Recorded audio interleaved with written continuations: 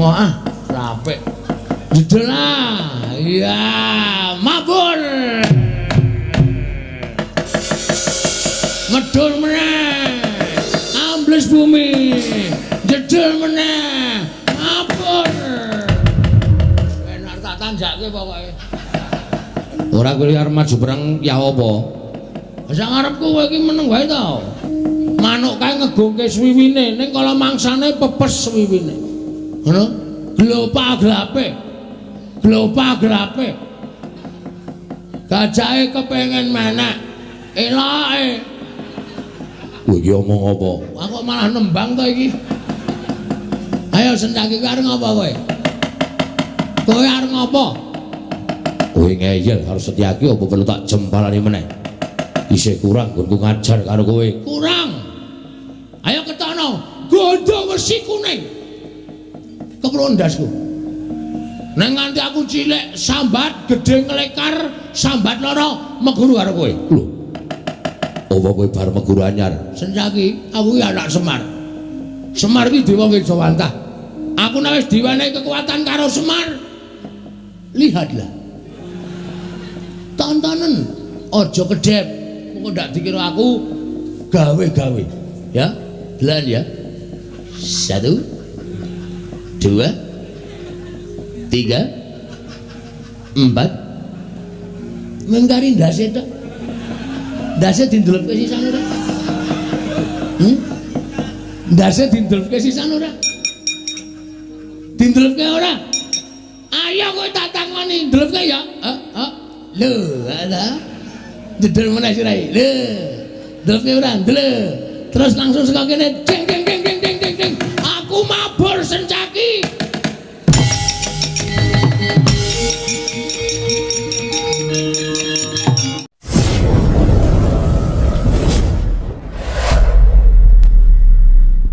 Lalu nggonmu belani aja nganti kawis toro. Oh iya, manut Pak.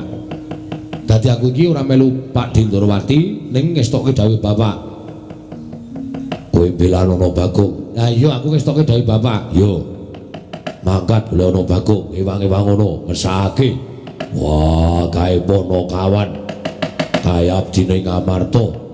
Tresna kakangku sajake wis lara ati karo Bagong nganti dawuh karo Setyaki. Yen Bagong bakal terus bali, bakal dipiloro. Yen ana apa-apa kowe sing tanggung jawab. Yo, ngestake dawuh. Rasa kuwatir, Pak. Taiwangane. Nek panjenengan do nyikala karo Bagong, mau Bagong aku sing tanggung jawab. Wah, janji nek apa-apa itu pandone Bagong kowe sing tak ajar. Yo wis beres, Pak.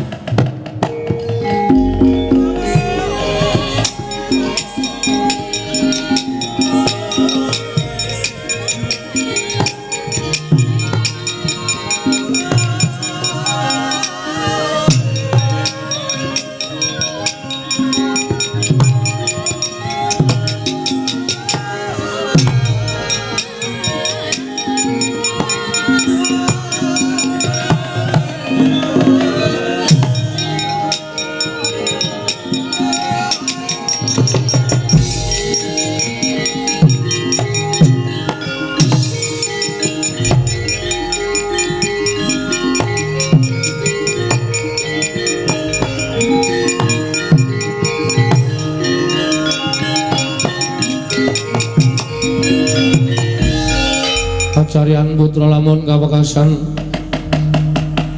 yeka wisanggeni maya Wisnu Pratenta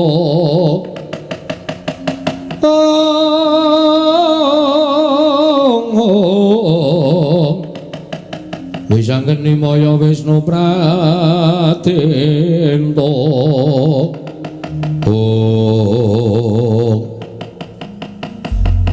kena aku mulai omong bapak tenan kriwikan dadi grojokan geguyon dadi tangisan.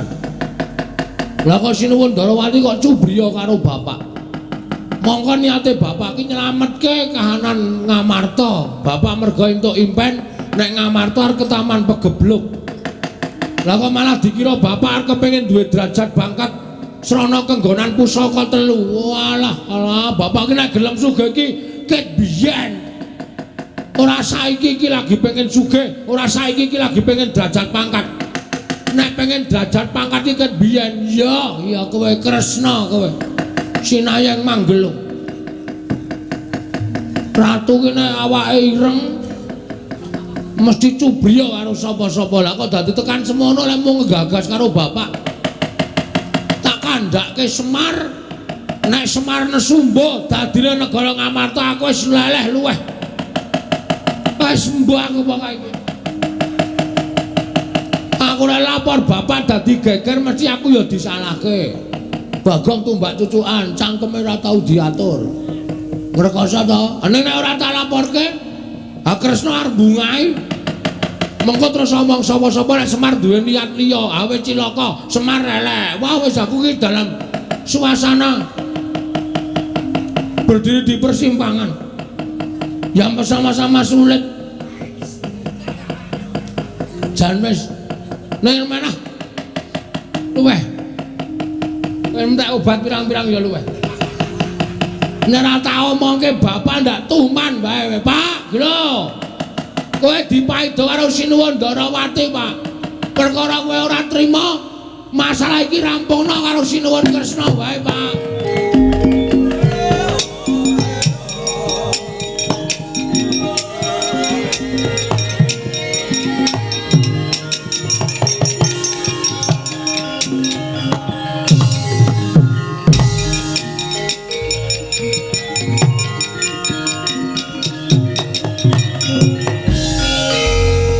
Ora tukang pukule wis teko iki.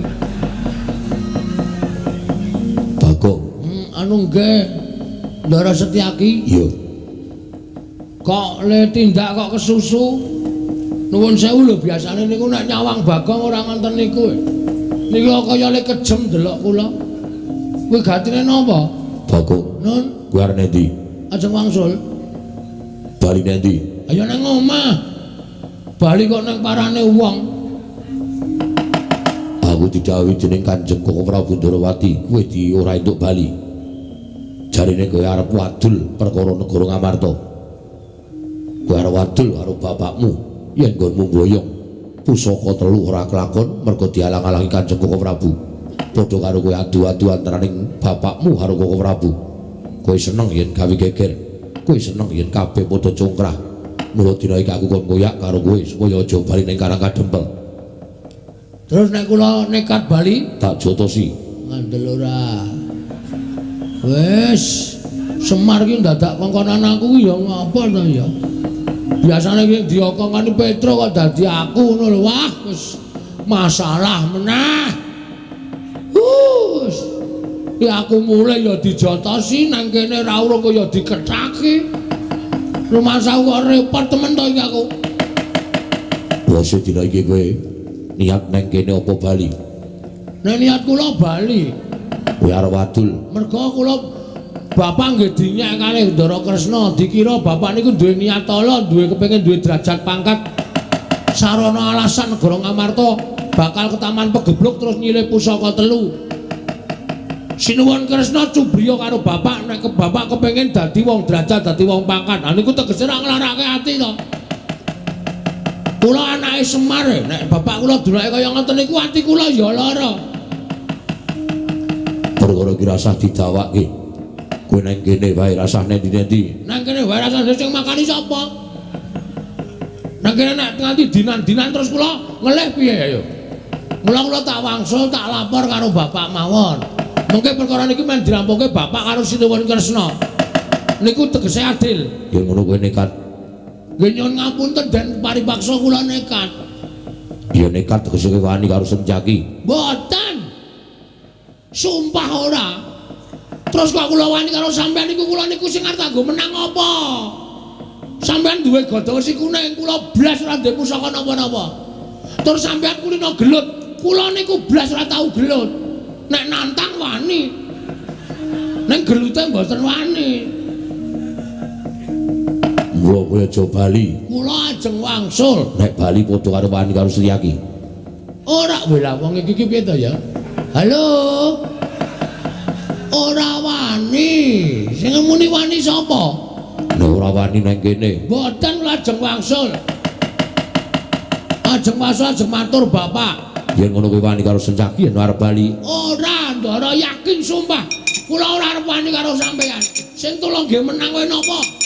Sampeyan iku baparibasan gelut bendina tur ya senopati.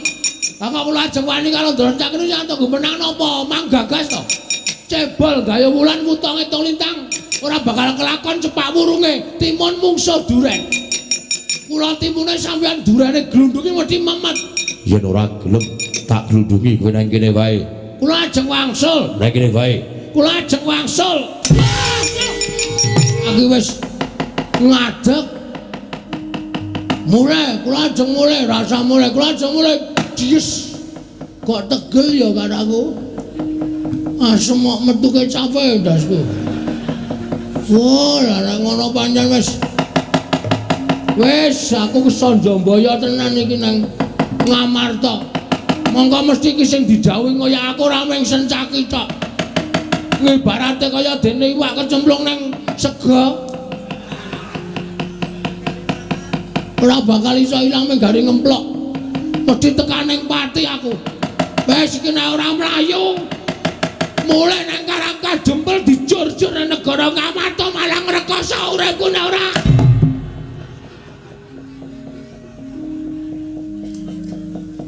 Wis modar tenan aku. Dono ketemu Linmas. Mrene ketemu Gento. Gento cengelmu kuwi. Wah, ngrekoso iki. Bagong. Nggih. Kok nabrak-nabrak ngopo? Ajeng wangsul. Kok bali ngopo? Ngonten perlu. Lah iya perlune apa? Kono aku bloko. Kula ajeng wadul Semar. Wadul bapakmu dis. Bagi tangane saya gede. Modar tenan aku iki. Ora aku arep ngantem karo kowe. Aku arep jotos karo kowe ning kowe waton bloko. Karo ngopo? Wadul bapak. Mergane wadul. Bapak duwe niat nyirep pagebluk teng negara Ngamarta sarana mboyong pusaka 3. Tumbak kono welang payung tunggul naga pustaka Jamus Kelima Sada. Terus kok dipenging kalih Ndara Kresna ati kula lara bapak dikira duwe kepengin derajat pangkat mboyong pusaka 3. oh terus Ambaran niku kula nesu kula terus bali metu niki ajeng mulane niku cegat Ndara Sencaki. Lho, Paman Sencaki. Anu nggih. Ngopo Paman Sencaki? Nyegat kula ora entuk bali. Ning kula pengen bali. Terus diantel sirah kula. Dius ngoten. Semok. Ora siap kula. Lho, nek siap wani po? Ora. Wong ora wani kok dadak siap barang ora. Wis ora-orane iso ngampet leloro to ya. Terus piye? Lah terus sampean mriki ajeng napa? Menging kula bali. Ora. Aku mrene iki aku untuk dawuh bapak. Bapak sapa? Lho, bapakku. Bapakmu sapa ya? Lho. Iki tak tonyo lho malah ora basa. Anu bapake sampean sinten e? Bapak Werkudara. Wah, Bapak Werkudara kan ndika pripun? Antasena kowe aja nganti wani karo Bagong. Kowe aja nyikara Bagong. Ning Bagong kae tau tate ngudang aku, momong aku, malah nek perlu Bagong kae wangono. Mergo niate Bagong kae suci. Niate Semar ki ya suci. Ming Kresna sing sajahe golek-golek perkara. Ngono. Ndara Werkudara ngendika ngono? Iya. Wah, pancen piyai sip tenan. Ngerti alambe ati kula. Lah iya. Lah iya. Mula aku kon ngewangi karo kowe. Nek ngoten nika Sencaki nika mang jotosi. Kose. Nek aku jotosi majelis iki aku wani. Ning kok nek didelok wong akeh iki kayane ora wangun. Lah terus kowe maju meneh. Papakno majelis iki. Kowe iki ora edan to? Lho. Kok malah ngono iki edan. Lah kula niku bar diajare. Bar diantel nggon bathuk. Dis ngonten kula klengkangan candhak, sirah kula jeblas kene mabrek. Kula madhep mriku diantel cengal kula dis. Kula niku pun ajeng mlayu karo maju meneh sampeyan kuwi mana? Seto matane ora mendono-mendono ngono kuwi. Kowe maju meneh tak ewangi. Lah iya, wis genah. Terus lare ngewangi piye? Nek kula tekan iki wis mati, piye ya? Iki nek dienggo nek omong iki. Ngene lho, kowe maju sik, ning aku tak manggon ning awakmu. Wah. War seneng karo bojoku kowe, ha. Ora ning awakmu, ora ning omahmu, ora ning manggon ning awakmu kuwi. Oh, tak kira nek manggon serumah karo aku. Ngerdingke kowe ha ta? Ora iya wae. Mula nek bojoku memeni kok wirawiri dengkulmu melocot kuwi ora. Wis saiki kowe tak angslupi. Angslupi pripun? Kanthi badan sukma aku manggon ning awakmu. Nek kowe tak nggoni, kowe diantem ora krasa lara, patene ra iso mati, kowe iso apa-apa wae kowe didaya. Nane Tenan. Ora ngapusi lho iki. Ora.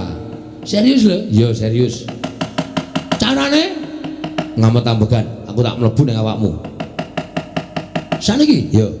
Metu pundi? Metu cangkem? Ora sedeng. Metu pundi? Metu sing mriki amba ning ketoke ciut ning amba niki. Nek rada jenes lho, Gus. Wegah aku, kowe ngamet ambegan. Ngesane iki? Wis, aku tak mlebu ning awakmu ya. Nek aku wis mlebu ning awakmu, kowe ngopo-ngopo bakale dadi wong didaya. Kowe diantem ora ngrasake lara. Kowe dipateni ra iso mati. Aku tak mlebu ning awakmu, kowe dadi wong didaya. Mbah! Slamodar! Lha ngampet ket mau omong wae ora. Oh ya lali ya. Lali kan bisa lali. Yo guys. Wis gawe.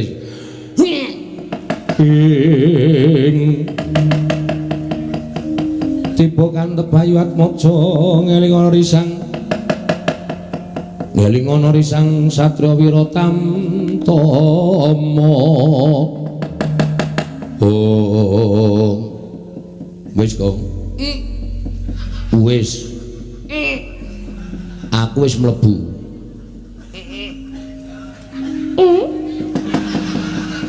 Nanti kepentut e. Mpun mlebu? Wis. Lho, wedian. Teng awakku lho. Ora mbrenjel. Iya. Padahal sampean gagah kula cendhik lho. Aku rak badan sukma nganggo panglemunan. Oh, mekaten. Iya. Namung kowe diantem mak wis nyaki ra ngrasake lara. Tenane? Tenan. Ngopo? Ndasku 17 ki lemah sik. Ternyata ora krasa edan gleleng iki.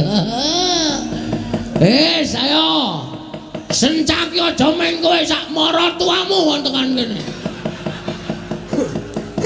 Aku mau sia-sia karo aku. Terus keluwihan liyane napa niki? Keluwihan liyane napa? Keluwihan liyane sakarmu karo ngopo-ngopo iso? Mabur? Iso. Tenane? Iso. Nek mabur carane?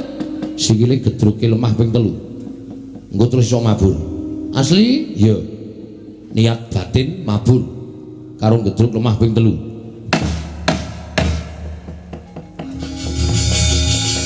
Weh, yo tenan asem. Weh. Nek gejeglok. Ayo teratapane. Nderantosin lagi sok ngapusi. Ku nek gletak duok ngono ra ya menjoto. Ora, wis to, yakin wae. Weh.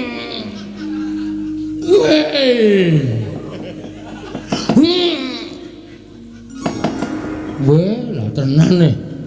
Waduh. Oh ya mung peteng. Ora ana apa-apa. Ora ana wong dodol rokok barang iki. Wae lah, waduh telone gede-gede tenan iki. Ki apike aku ambles bumi nggawa karung, telone tak panen ning ndron bumi. Sesuk nek do panen mung kari gagang tok. Aja mesake among tani among kesma. Yang. Wah, bajigur nabak sapi teng. Neranise wis. Kowe lah wis sarean iki kuburan. Ketok iki. Lho, iki kok madhep ngetan. Wedi ya ben omong-omongan karo jejere ya. Ora kowe arep maju perang ya apa? Sak ngarepku kowe iki meneng wae ta. Meneng jero kok cerewet. Oh, aku metu mudhar kowe tiba. Aja, darah antasna. Ampun metu lho. Iki tak buntuti kabeh bolongane. Tak leboni lilin. Ben mangkel aku. Ampun metu lho. Ora, ning medhun, guys. Gek dirampungi pakaryane. Ayo. Amo Suramrata Jamrata ing bagian padha-padha. Sentyaki kowe mau ngantel aku ya. Ini pembalasan Arya Kamandanu.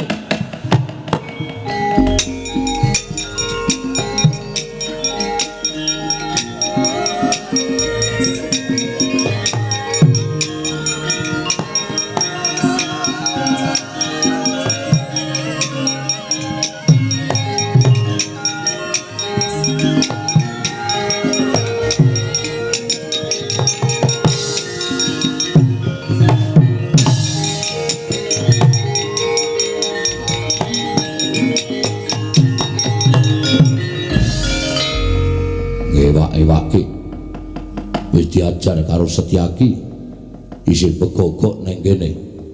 Wong iki aja sok sumbar. Ngono? Wong iki aja sok sumbar ndak aber. Gajah kae ngegungke tlalene ning kala mangsane apes tlalene. Ula kae ngegungke wisane ning kala mangsane aber wisane. Manuk kae ngegungke swiwine ning kala mangsane pepes swiwine. Ngono? Glopa-glape. Gajahe kepengin menek. Elake. Kowe iki omong apa? Aku malah nembang to iki. Ayo Sentyaki arep ngopo kowe? Kowe arep ngopo? Kowe ngeyel karo Setyaki apa perlu tak jempalani meneh? Isih kurang nggonku ngajar karo kowe. Kurang. Ayo ketono, gondho wesi kuning. Keprun ndasku. Neng nganti aku cilik sambat gedhe nglekar, sambat loro meguru karo kowe. Lho. Apa kowe bar meguru anyar? Sentyaki, aku iki anak Semar. Semar iki dewa Wijawantah. Aku nek wis diwenehi kekuatan karo Semar. Lihatlah. Tontonen aja kedep. Kok ndak dikira aku gawe-gawe. Ya? Delan ya. 1 2 3 4 mengkari ndase tok. Ndase dindelepke sisan ora? Ndase dindelepke sisan ora? Dindelepke ora? Ayo kowe tak takoni, ndelepke ya? Lho, ala. Jedel meneh sirahe. Lho. Ndelepke ora? Ndelep. Terus langsung saka kene ding ding ding ding ding ding ding. Aku mabur Sentyaki.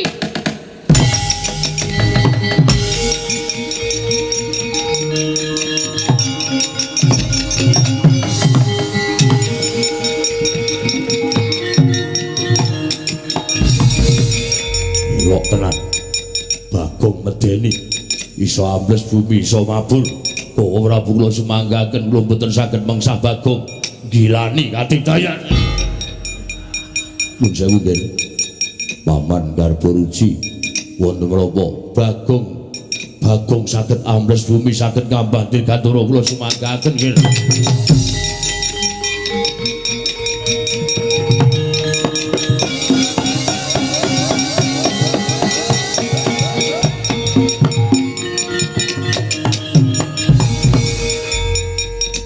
Suramrata Jamrata mangan padha-padha. Iki cah gleleng, duk deng sama radeng, duk bis sama kubis. Ayo, Sentyaki mundur. Sapa iki satriya nganggo rompi? Bar nyanyi dangdut ha. Parat. Kowe Gatut Kaca. Ora basa. Basa sampean mung arep belani Kresna ta? Tabasana sampean belani Nata Ndarawati. Iya atau tidak? Hah? Mula tinimbang aku basa daki-daki ra urung sampeyan mungsuhe Bagong. Ayo sampeyan ngejak apa? Ayo ngejak apa? Ngendel kira iso mabur sawangan.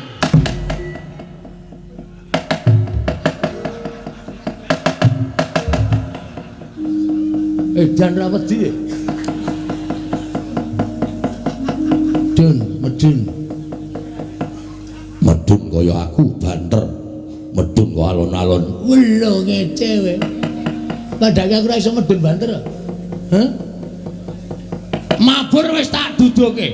Sekali iki kowe ora kaget. Pancen satya pompengan. Delon.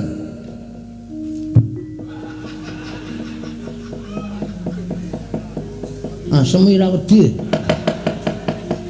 Jedul. Mabur langsung ambles. Langsung jedul. Waduh cilaka iki. Kok kita iki kaya ora grogi babar blas. Bagong, kowe gawe geger negara Ngamarta. Apa mbok anggap aku wedi karo kowe? Terus karemu piye? Ayo. Yen pancen wani karo bendaramu, neng ditentokke kowe apa aku sing tekaning pati. Oke, ngejak pirang dina, manut tau Gatut Kaca. Wajit.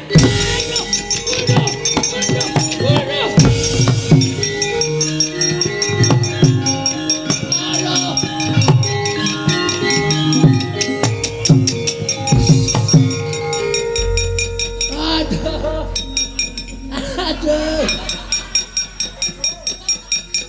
Mati aku aduh. Wis kira kaca iki. Apa ora? Aduh. Minta ampun karo kaca. Ora bakal tak wene macak. Tinimbangane kowe urip. Tinimbangane kowe bakal gawe geger negara Ngamarta, Bagong tak pancap pundakmu tak jebol sirahmu. Waduh piye iki? Kecekel ndasku. Mati dening aku. Aduh.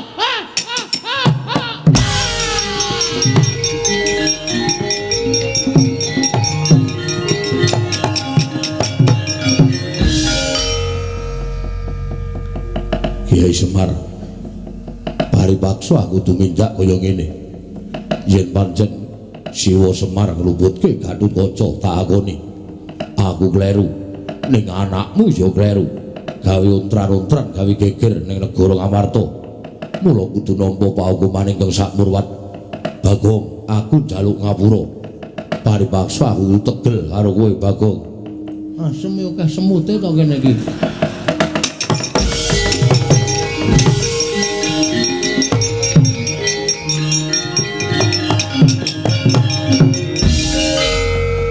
Ini wong mati pindah we girap-girap. Nyatane dirubung semut tenane. Ketoke sandiwara kok mung cokoti semut geni aku ngrekoso. Ayo. Pokoke nek ora tak gawe sungsang bawana balik mumpung Bagong lagi gleleng iki. Ayo sapa sing arep ngetok mung aku legane ngati.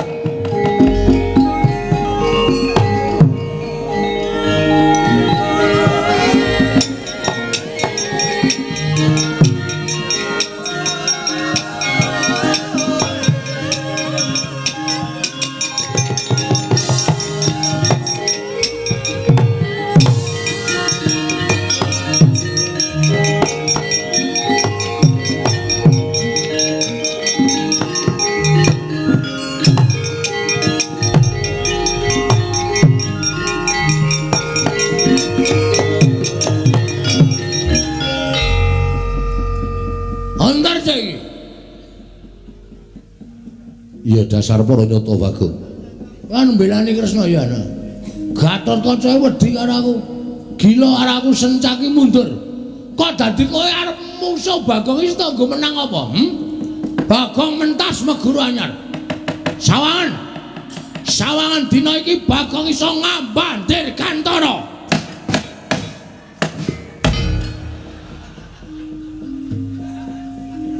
Ora mandi ya. Endi mabur? Jarine iso mabur kok ora iso. Aku nek mabur mung sekilan. Ora tau dhuwur-dhuwur. Mergo aku fobia ketinggian.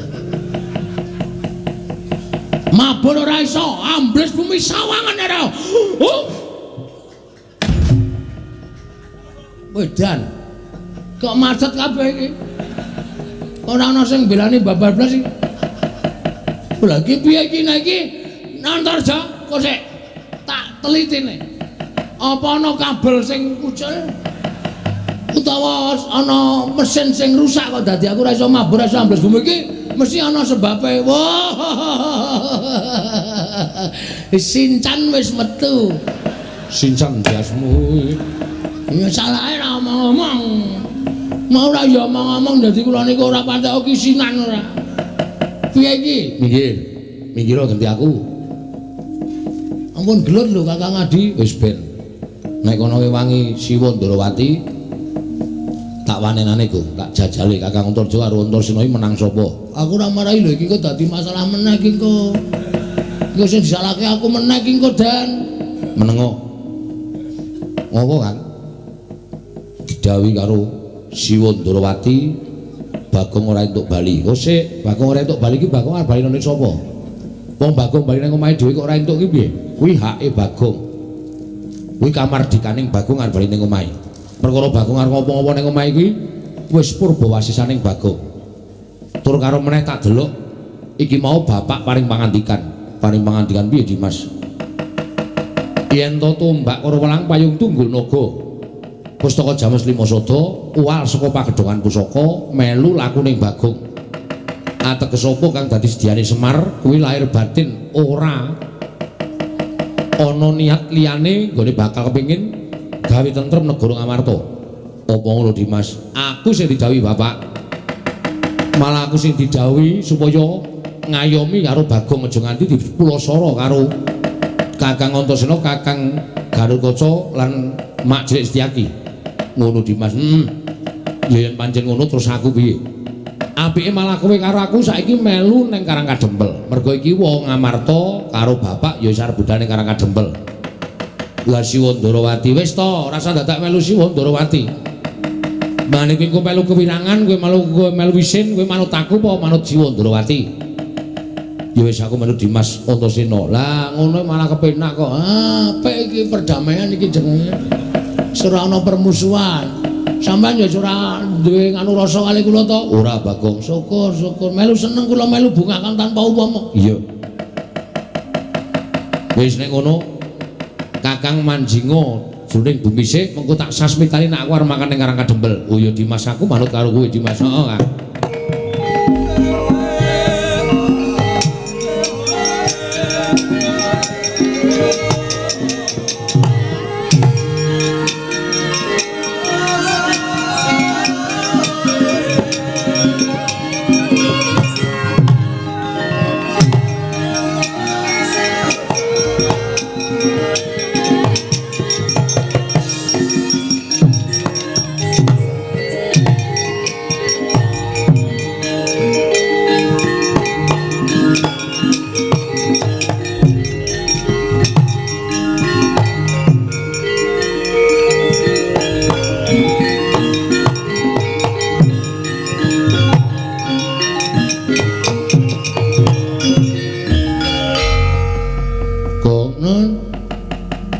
Wis katon padhang nggih.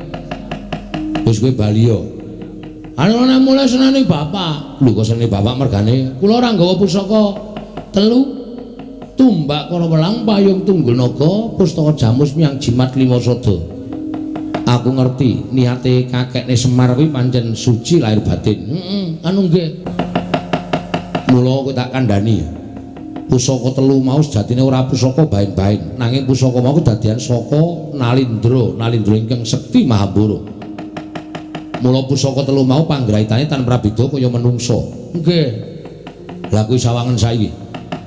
Pusaka telu wis ning mburimu ngetute laku jantramu Bagong. Masa? Tenan, aku ora goro.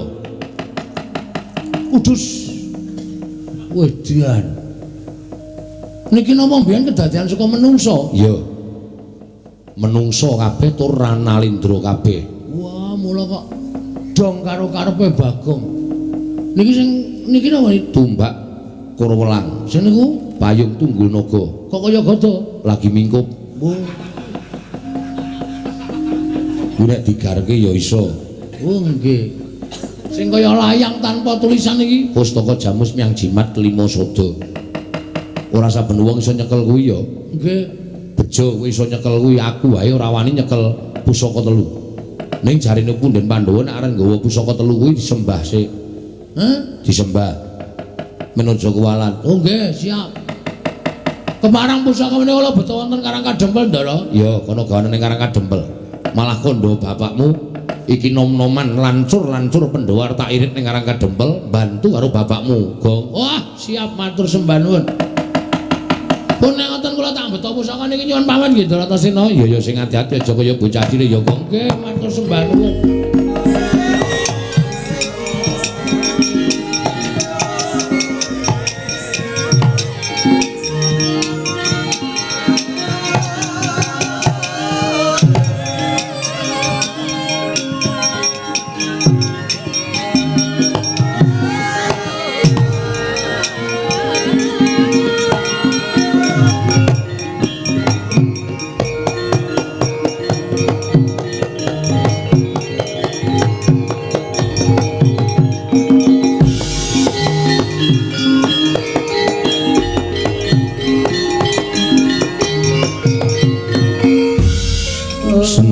Den prayitna semuriris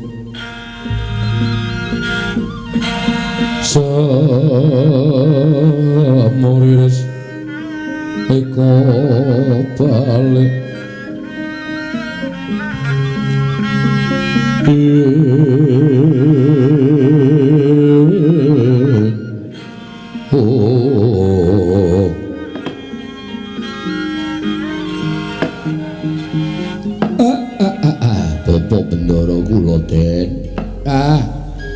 Ndara Puntadewa, Ndara Werkudara. Kula ngaturaken bekti nggih Ndara. Iya Kakang Semar ndak tampa. Ora liwat pangestu Tampanana. Nggih, kula Pundingga Jimat. Semar ndak tampa. Tiba padha-padha Depol. Nggih, Den. Enten apa kok sami rawuh enten Karang Kadempel? Njumbuhake kelawan utusanmu.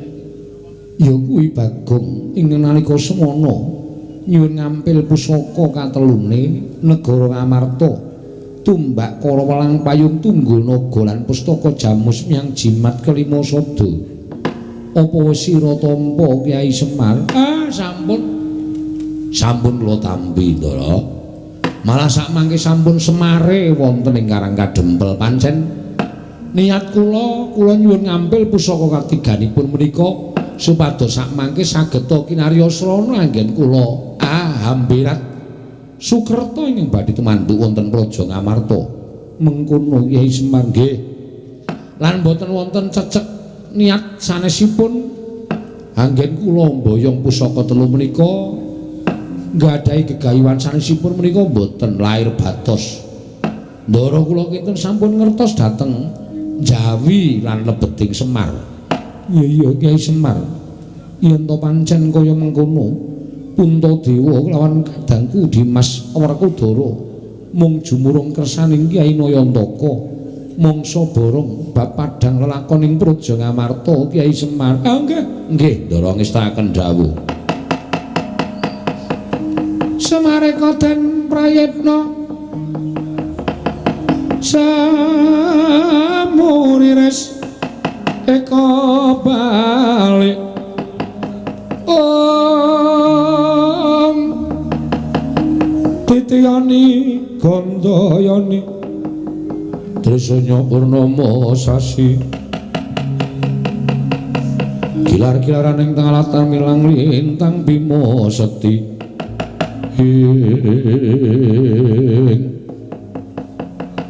yen pancen wis kaya mengkono Kyai Semar apa diparengake sawetara wektu Puntadewa mapan ning Karang Kadempel niku langkung prayogi. Niku langkung sae nyurung dhateng gegayuhane Semar nentremke negara Ngamarta menika Ndara. Iya Kyai Semar. Lang-lang ing triya mangu-mangu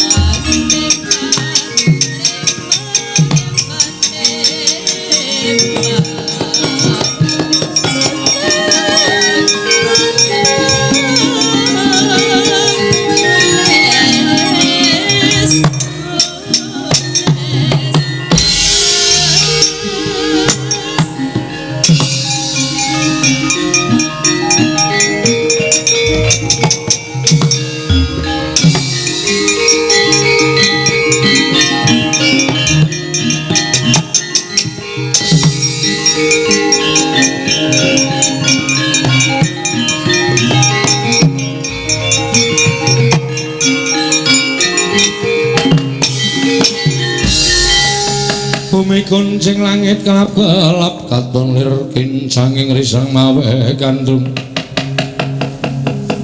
sabaran katulu wukir moyak mayik saking dias baliwur kakek Semar aku sing prapto kek Kyai Semar aku sing prapto Kyai Nayantaka aku sing prapto Kyai Semar lancur Pandhawa Ndara Antasena, Ndara Gatotkaca, Ndara Antarja. Iya kek aku sing prapta ning papan kene. Wilujeng Den, ya slamet. Wilujeng Ndara, ya Reng slamet. Gareng slamet. Loro gareng aku ya slamet.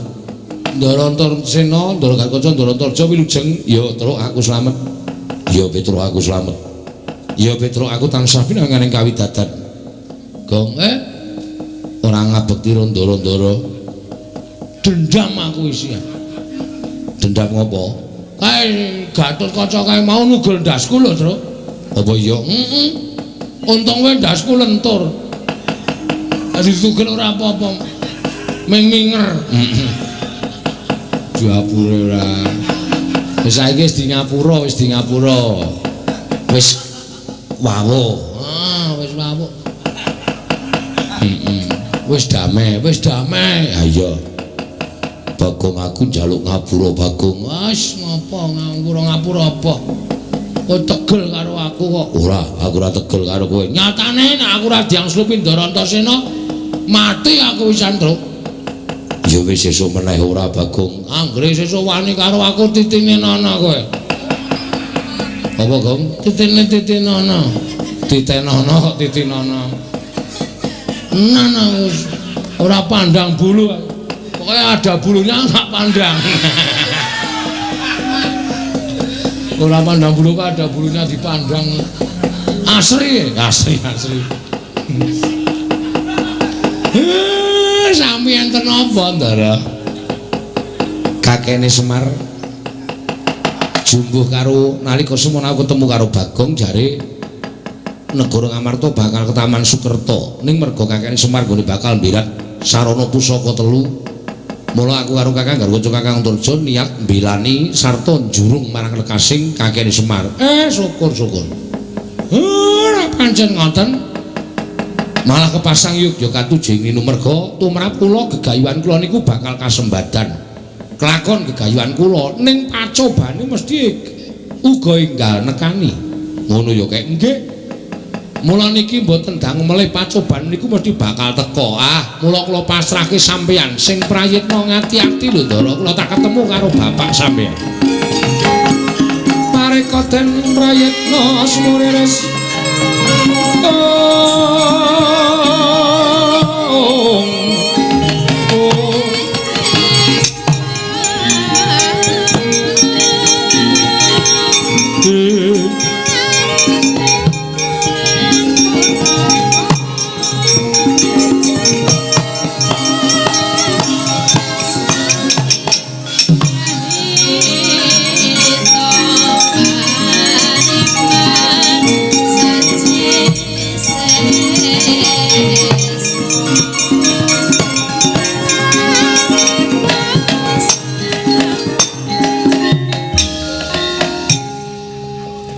Mbok yo nganggo diseseke sik, Tru. Kole nyuwun tong-tong enceng tong-tong enceng tung-tung tak tung cek tok. Ayo men. Arang yo rasa dadak sesek-sesek to reng penabuh iki yo nganggo tenaga ora nganggo mesin. Kepel, kesel kok kepel. Kesel. Wah ya jagongan ndara-ndara iki ya. Ah iya. Ndara Garut Kaca iki jebulno paling dhuwur dhewe ya ring. 173 kok. Nggih ta, Den? Iya. Ndara Antasena iki 128. Ndara Antarja iki 171 nggih. 171 ngejlek cengelmu iso. Kolok 171 tenan cendhek banget. Tenan meng padha prasti kuwi. Ha iya. Ning yo sing praitno ngati-ati ring. Ngendikane bapakmu mau tak pikir-pikir bener. Wong ki nek gegayuane wis kelakon, pacobane bakal cepak. Mula kowe karo aku wajib surtiti ngati-ati, aja ming paningal lahir tok ning paningal batin diwengake. Lho, Tru, paningal batin diwengake. Lho, Gong, paningal batin dingake. Wis tak ngake ket mau. Tak ana sing mlebu-mlebu ae. Paningalku batin ayo wis kejule ngake ngantian. Ha iya. Mula kudu ngati-ati reng nek ana apa-apa kok ndak kowe karo aku dukane karo bapakmu. Oh nggih, mangga mawon pokoke kudu sing prayitna ngati-ati, Ndara. Gunjang gancing langit kelap-kelap waton. Berkincang ing risang mawe gandrung.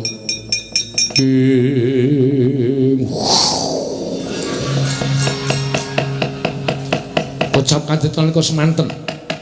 Ngramyang balaning Betari Durga. Nalika semono prapteng karang kadempel.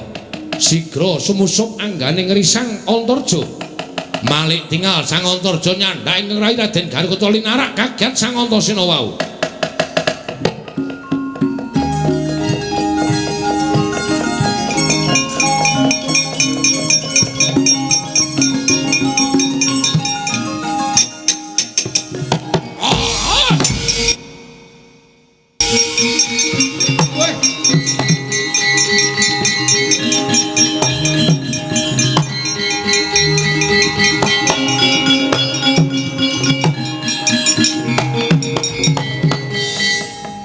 Tenan kok Reng. Malah iki luwih mbebayani. Sajake mungsuhe iki mungsuh sing ora ketok. Kakang Antarja kok ngerti-ngerti nglarak Kakang Garukata. Walah dalah kene ora tak singkirke mesti gawe maksiat ning Karang Kadempel.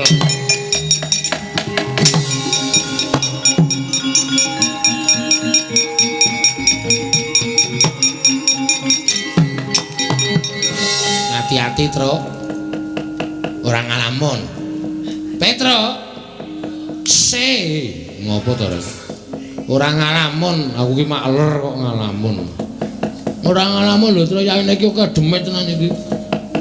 Monggo mawon rampung-rampungan jadilan to, Tru. Ngati-ati nek nganti kowe ngalamun. Ngrekoso uripmu tenan. Kanggonan demit. Wah, wis ora bakal iso piye-piye kowe. Kowe ngalamun ngene.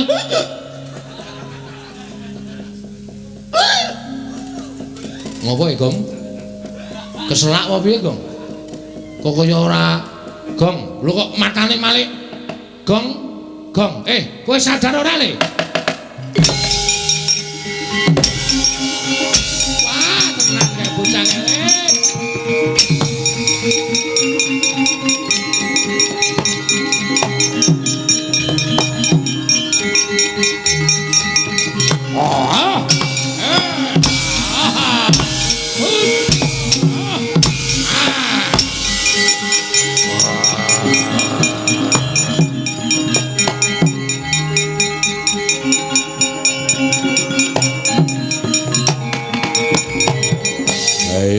Bakal gawe nglawat aku nyilih ragane kakangmu supaya aja ngawistara yen kowe ingkang mateni aku.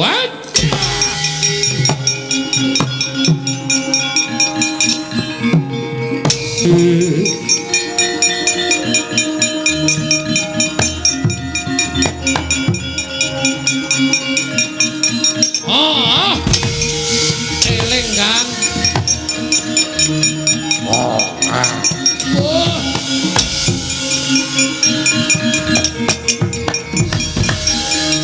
rasaku ki ngono apa Yayi? Kakang dinggone wong sing kurang tanggung jawab. Bangsaning jim berkasaan ngenggo raganing Kakang Mulasana Kakang Garukaca. Aduh.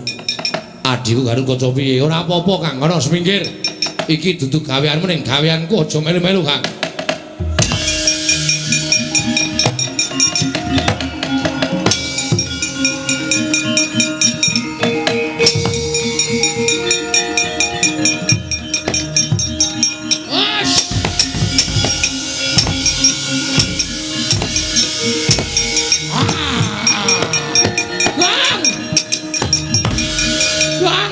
Kowe iki ngapa le?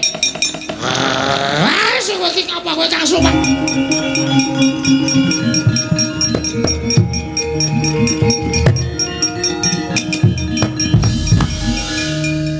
Antasena, malah wis nang kene. Sing nang kene ora mung aku karo anak-anak Pandhawa. Ning Siwa Darmakusuma, Bapak Kyai Jodipati ya wis lenggah nang kene. Nek sampeyan ngamuk kaya ngene iku tak andhake karo bapakku malah salin perkara. Aduh, aja nggir. Koko Prabu, Kakang Mas kula manunggal wonten ing Karang Kadempel.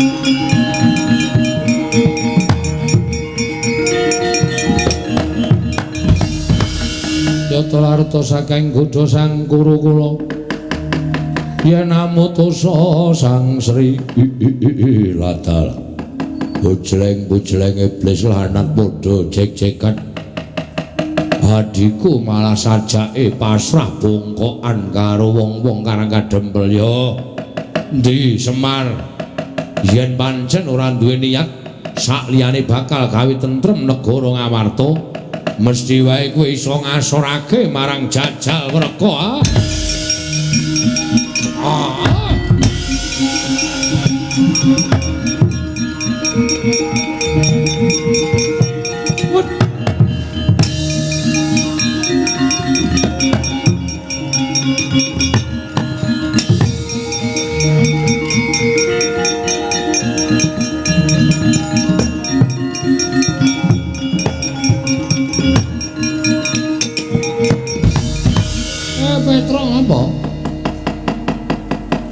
Ndara Antasena ketemu macan, macane Badar Ndara Janaka. Iya, terus ana buta gedhe banget, Pak. Buta gedhe. Sumbar.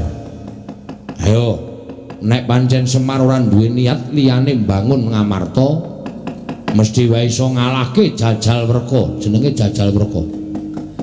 Bapak wis tau Jajal Wreka?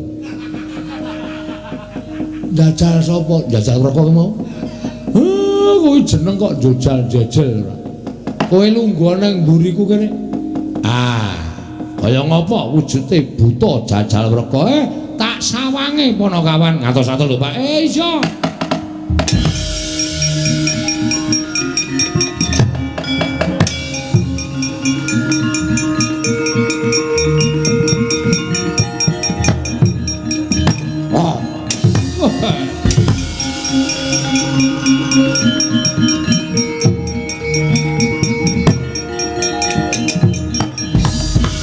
Parekaten prayitna semuriris eko balik titiyoni Ladal Semar. Durung tau wanuh, durung tau tepung, lah kok wis tepung karo aku. Apa ora jeneng wong kondang, apa ora jeneng wong kaluka? Ngartasi aku mung derajate ngaceplik kok. Sampean Ratu Buta iso ngerti karo aku. Yo pancen aku wis ngerti karo kowe. Terus wigatine niat mung bakal kepengin njaluk bali pusaka telu. Tumbak kala welang payung tunggul naga pustaka jamus nyang jimat lima sada. Kok sik kowe iki sapa? Lah kok njaluk pusaka telu? Kowe dudu wong Amarta, kowe dudu wong Pandhawa. Lah kok dadi kowe njaluk pusakaning para Pandhawa? Monggo Pandhawa wis padha ikhlas maringake pusaka, saiki wis padha lenggah ana ing Karang Kadempel. Lah kok dadi wong kowe liyan kebrayan kok njaluk pusaka telu? Aku sing tunggu pagedhongan pusaka negara Ngamarta. Semar Saba Ngamarta wiwit negara rung dadi tekan saiki aku Saba Ngamarta. Sapa wae sing tunggu negara Ngamarta ki aku weruh, aku ngerti marga kuwi bangsaning jin. Andaning Prabu Yudhistira duk nalika semana padha dadi pengayoman tumraping para Pandhawa melu njaga negara Ngamarta. Yen aku ora tau tepung kowe kuwi sapa? Kowe iki jim ya udu, kowe iki buta ya udu. Lairmu buta, ning jane batinmu dudu. Ha iya apa ora? Sapa, Pak? Strewet menengo kowe. Menengo kowe ora ngisruh. Ora kok laire buta kok batine udu ki sapa? Mengko kowe ngerti dhewe. Aja ngapusi aku. Kowe aja ngapusi Semar. Ya ta? Lairmu buta ning batinmu dudu, mbok ora usah dadak sok sulapan kaya ngono kuwi. Nek sing sok tok doli sulapan ki Petruk Gareng Bagong kowe kena, nek Semar aja. Mergo Semar ki ngerti trik-trik sulap. Aku mbiyen tukang sulapan. Lah kok dadi kowe malah pamer karo aku? Lho, apa kowe ngerti karo aku? Ora ngerti sebab apa? Yen pancen awas-awas kita ngerti karo aku sapa? Sinuwun Ndarawati to sampean. Wah.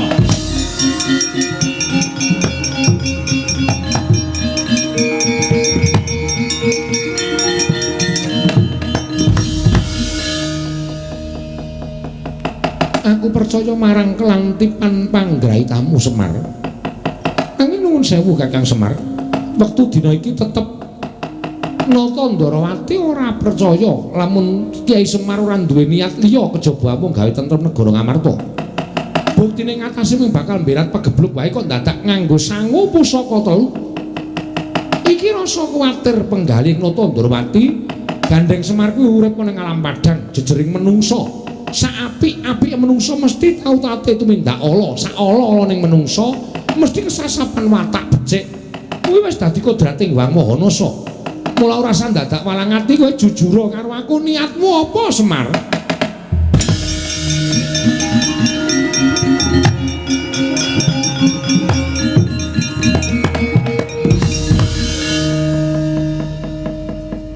Wani napa mawon kula ora ndek niat sing ala.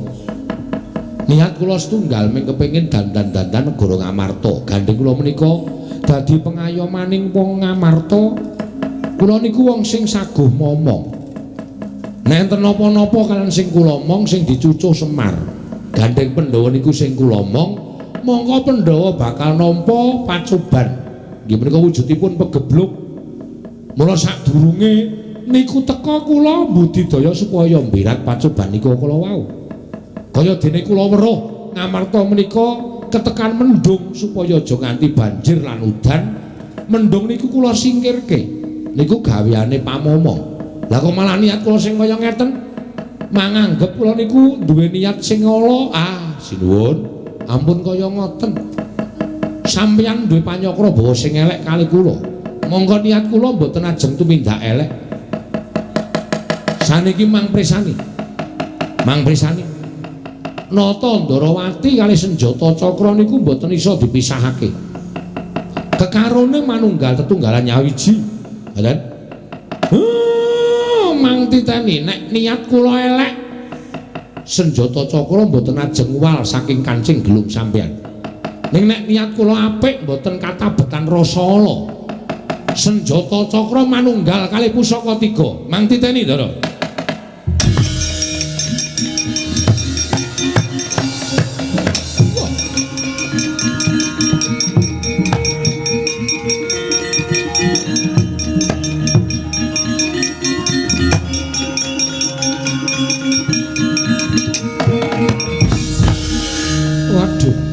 Kakang Semar, aku ngaku luput Kakang Semar.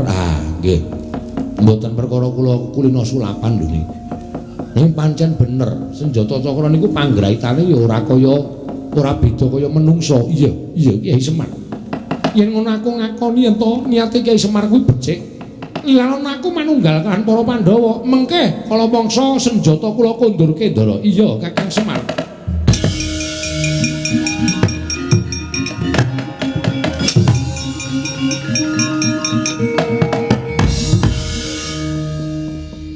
Kami ditambahi senjata cakra piye? Sing penting rada beda.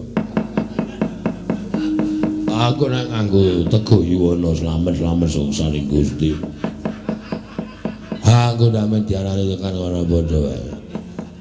Cukup dinehi senjata cakra niki rasane wis rada beda. Wah iya. Bapake pancen pinter dasmu. Iki mentekne wong bingung. Kudu kepiye meneh Bedari Durga singkir tak singkirke kaya ngapa